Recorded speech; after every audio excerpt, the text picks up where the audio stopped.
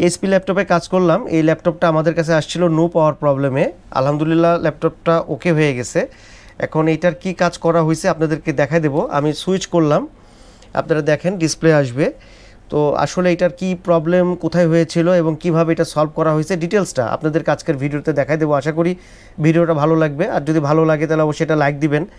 আর আমার এই ছোট্ট চ্যানেলে নতুন হয়ে থাকলে অবশ্যই চ্যানেলটা সাবস্ক্রাইব করে দিবেন। আমরা ডিসপ্লের জন্য অপেক্ষা করতেছি। দেখেন ডিসপ্লে চলে আসছে, একদম ওকে অবস্থাতে আছে। এবং এখানে অ্যাম্পিয়ার যদি দেখি 600 অ্যাম্পিয়ার উঠতেছে। তো এখানে কুলিং ফ্যানটা নাই, যার কারণে মেসেজটা দিচ্ছে। কুলিং ফ্যানটা কিন্তু এখানে লাগায় রাখেনি।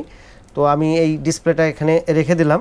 আপাতত এই রিবনের লাইনটা খুলে দিচ্ছি এবং এটাকে আমি এখান থেকে সরাই দিচ্ছি। আমি মাদারবোর্ডটাতে কি কাজ করছি এবং এইটা কিভাবে ট্রেস আউট করা হয়েছে সেটা দেখাই দিচ্ছি আপনাদেরকে। এটা হলো 4th জেনারেশনের একটা মাদারবোর্ড। এখানে যখন আমরা অ্যাডাপ্টারটা দিচ্ছি, তো এখন দেখেন এখানে এই যে এলইডিটা আছে, এই এলইডিটা গ্লো করতেছে। এবং এখানে আমরা যদি অ্যাম্পিয়ারটা দেখি, অ্যাম্পিয়ারটা কিন্তু 15 উঠতেছে। তো এইটা কিন্তু ছিল না। এখানে দেখেন এলইডি গ্লো করতেছে এবং আমি সুইচ করব, আমরা ডিসি সাপ্লাইয়ের দিকে দেখব। ডিসি সাপ্লাইয়ের দিকে দেখেন মাদারবোর্ডটা কিন্তু অন হয়ে যাচ্ছে। যখন আমরা পেয়েছি তখন দেখা গেল এটার সমস্যাটা এইভাবে দেখায়। এইটা হলো আমাদের ফার্স্ট মসফেট। এটা ডিসি জ্যাক থেকে আমাদের এই কয়েলের মাধ্যমে আমাদের ফার্স্ট মসফেটে আসে। ফার্স্ট মসফেট থেকে সেকেন্ড মসফেট হয়ে আমাদের সিএলআর মাধ্যমে এটা ডিস্ট্রিবিউশন হয়। আপনাদেরকে দেখা দিচ্ছি কত আছে নাম্বারের। BQ738 এটা হলো চার্জিং আইসির নাম্বার। এইটার সিস্টেমটা হয় যে আমাদের যখন অ্যাডাপ্টার আমরা দেব, তো সেই অ্যাডাপ্টারের ভোল্টেজটা 19 ভোল্টেজটা আমাদের ফার্স্ট মসফেটের যে গেট, সেই গেটটা এসি ড্রাইভের মাধ্যমে হাই ভোল্টেজ হয়। ফার্স্ট মসফেট আমাদের এখানে আসতেছে, আমাদের এখানে আমরা মিটারটা দেখাবো। মিটারটা এমনভাবে ধরো যেন মিটারটা দেখতে পাই যে আমাদের কয়েলে আসতেছে প্রথমে ভোল্টেজ 19 ভোল্টেজ, তারপরে আমাদের এই ফার্স্ট মসফেটে আসবে। এটার পরে আমাদের এইটার যে সোর্স গেট আছে, ফার্স্ট মসফেটের গেট, সেই গেটটাতে কিন্তু আমাদের হাই ভোল্টেজ হবে, 24-25 এরকম ভোল্টেজ হবে, সরি। তো এসি ড্রাইভ বলে, এটা যে 25.5 এই ভোল্টেজটা হবে। এবং এই ভোল্টেজটা আসলে সোর্সে আমাদের ভোল্টেজটা চলে আসবে 19 ভোল্ট। তারপরে আমাদের সেকেন্ড মসফেট হয়ে সিএলআর হয়ে আমাদের ডিস্ট্রিবিউশন হবে পুরো মাদারবোর্ডে। তো এটা হলো সিস্টেম। তো এই এসি ড্রাইভটা কখন কাজ করবে? এসি ড্রাইভটা তখনই কাজ করবে যখন আমাদের চার্জিং আইসিটা আমি এখান থেকে আপনাদেরকে দেখাই দিই।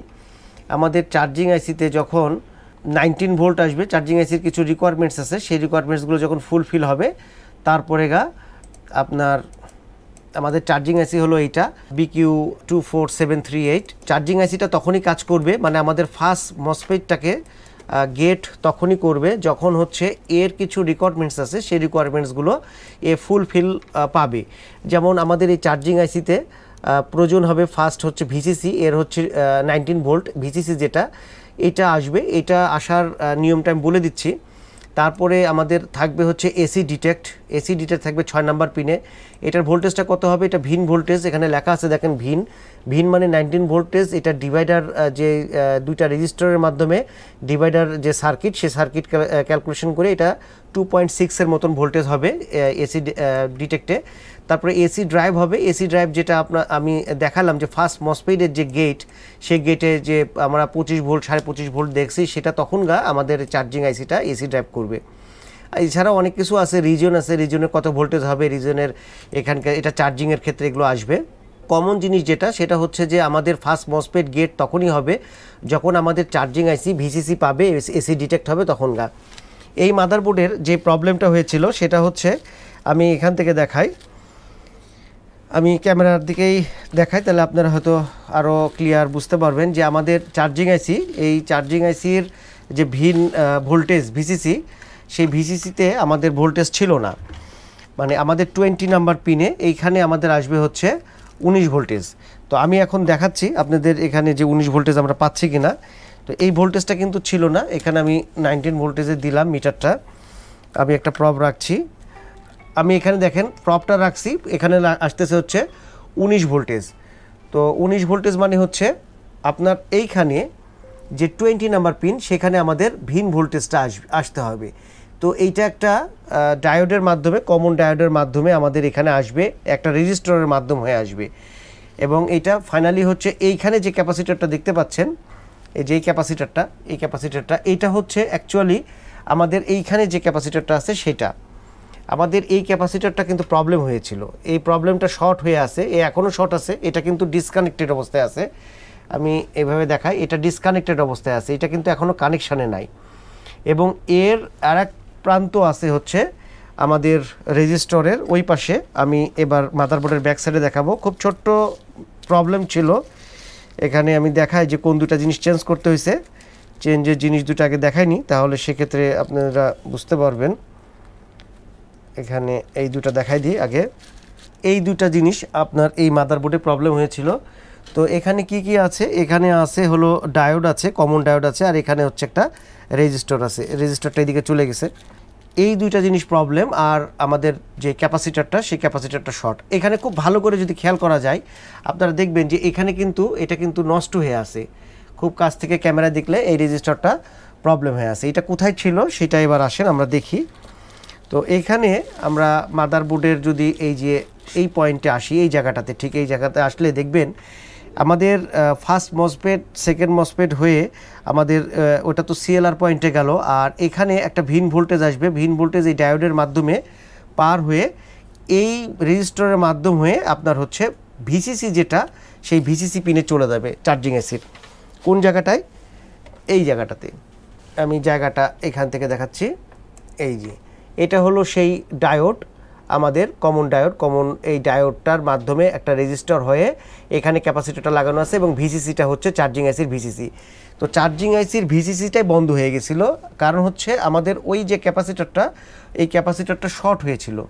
এই যে ক্যাপাসিটরটা শর্ট হয়েছিল, এইটা শর্ট থাকার কারণে এই রেজিস্টারটা পুড়িয়ে গেছে এবং এটাও নষ্ট হয়ে গেছে। রেজিস্টারটা যে পুড়িয়ে গেছে সেটা তো আপনারা বুঝতেই পারলেন এখান থেকে দেখানোর পরে। কাছ থেকে দেখালে, ক্যামেরাতে দেখালে কিন্তু বোঝা যাচ্ছে, দেখেন ভিতরটা কিন্তু পুড়িয়ে গেছে। এবং এই ডায়োডটা যেটা হচ্ছে PD101, এই ডায়োডটা কিন্তু নষ্ট হয়ে গেছে। তো আমরা কি করলাম, এখানে আমরা জাস্ট খালি এটাতে এই PD101 এই ডায়োডটা এটা এখানে রিপ্লেস করে দেওয়া হয়েছে, এবং এখানে আপনার এই রেজিস্টারটা বসাই দেওয়া হয়েছে। বসাই দেওয়াতে এখানে আমাদের 19 ভোল্টটা ভিসিসি যেটা চার্জিং আইসির সেটা পাস করে গেছে, আদার্স কোনো সমস্যা ছিল না। এই যে 19 ভোল্ট, এই 19 ভোল্টটা আসতেছে না, এটাই হলো চার্জিং আইসির আমাদের ভিসিসি। তো যদি কোনো কারণে আমাদের ল্যাপটপের মাদারবোর্ডে পাওয়ার না আসে, তাহলে সেক্ষেত্রে আমরা কি চেক দেব, আমরা এইভাবে পয়েন্টগুলো চেক দেব যে আমাদের চার্জিং আইসির ভিন আছে কিনা, ভিসিসি ভোল্টেজটা আছে কিনা, তারপরে আপনার এসি ডিটেক্ট আছে কিনা, এই জিনিসগুলো চেক দিতে হবে। যদি কোনো কারণে আসে কিন্তু আউটপুটে ভোল্টেজ তৈরি না হয়, তাহলে দেখতে হবে আমাদেরকে যে আউটপুটে শর্ট আছে কিনা। এই ক্যাপাসিটরটা কিন্তু নষ্ট আছে, আমি আপনাদেরকে দেখা দিচ্ছি যে নষ্ট আছে, সেটা দেখেন। এটা এমনভাবেই শর্ট আছে, ওটা যদি কানেকশানে দেওয়া যায় তাহলে কিন্তু আবার 19 ভোল্টেজটা বন্ধ হয়ে যাবে। আমি কন্টিনিউটি দিচ্ছি, কন্টিনিউটিতে দেখেন এটা শর্ট। আমি এটা প্রপ দিয়ে চেক দিচ্ছি, একটু মিটারটা আমরা দেখাবো, একটু মিটারটা দেখাবো। 8 লো ইম্পিডেন্সের সাথে বিপ দিচ্ছে। তো এই হচ্ছে এই ক্যাপাসিটরের অবস্থা। ক্যাপাসিটরটা লাগাতে হবে, কিন্তু এখন আপাতত ল্যাপটপটা রানিং অবস্থাতে আছে, ওটা চেঞ্জ করে দিতে হবে। তো এইভাবে মাদারবোর্ডকে খুব ইজিলি আপনার রান করা যায়। এটা হলো এইচপির 4th জেনারেশনের একটা ল্যাপটপ, সেটার মাদারবোর্ড এটা রেডি করা হয়েছে। তো চার্জিং আইসিগুলো আপনারা ঠিক এইভাবেও ট্রেস আউট করতে পারেন, যে আমাদের এই যে ফার্স্ট মসফেট সেকেন্ড মসফেট যেটা দেখাচ্ছিলাম, এগুলোতে এন চ্যানেলের মসফেট থাকে। এই যে ফার্স্ট মসফেট এইটা থেকে সেকেন্ড মসফেট এটাতে আসবে, তারপর সিএলআর পয়েন্ট এটা আসবে। আর আমাদের যে অ্যাডাপ্টারের ভোল্টেজ সেটা আমাদের এই ডায়োডের মাধ্যমে একটা রেজিস্টার হয়ে আমাদের চার্জিং আইসির ভিসিসিতে যাবে। এই জায়গাটা, এই রেজিস্টারটা পুড়ে একদম অফ হয়ে গেছিলো, কারণ হলো এই ক্যাপাসিটরটা শর্ট ছিল, এই জন্যই। তো আমরা কি করলাম, আমরা রেজিস্টারটা চেঞ্জ করে দিলাম, এইটা চেঞ্জ করে দিলাম, আর এটা রিপ্লেস করব। এটা এখনও করা হয়নি, এটা করব। কিন্তু মাদারবোর্ডটা একদম রান হয়ে গেছে, আপনারা দেখতে পারলেন। আমি আরেকবার এটাকে ডিসপ্লে আপনাদেরকে দেখাই দিচ্ছি। তো এইটাই ছিল ভিডিও। তারপরেও এই চার্জিং আইসি অথবা মাদারবোর্ড নিয়ে যদি আপনাদের কোনো ইনফরমেশন থাকে জানার, তাহলে অবশ্যই গাইস আমাদেরকে কমেন্ট করবেন। আর আজকের ভিডিওটা যদি ভালো লাগে তাহলে অবশ্যই একটা লাইক দিবেন। আর আমাদের এই ছোট্ট চ্যানেলে যদি আপনি নতুন হয়ে থাকেন, সাবস্ক্রাইব না করে থাকেন, তাহলে অবশ্যই সাবস্ক্রাইব করবেন। আমাদের চ্যানেলটা হচ্ছে, আপনাদেরকে একটু দেখাই দিই, আমাদের এই চ্যানেলটা সাবস্ক্রাইব আপনারা করবেন। আশা রাখি আপনাদের সাপোর্টের কারণে আজকে আমাদের চ্যানেল ৭০,৯৪১ সাবস্ক্রাইবার হয়েছে। আপনারা বেশি বেশি করে সাপোর্ট করবেন মুন্না ব্লগস, এটা আমাদের রিকোয়েস্ট থাকলো। আচ্ছা, আমি এটা রিবনের লাইনটা দিলাম, আমরা ডিসপ্লেটা আরেকবার চেক করে আপনাদেরকে দেখাচ্ছি।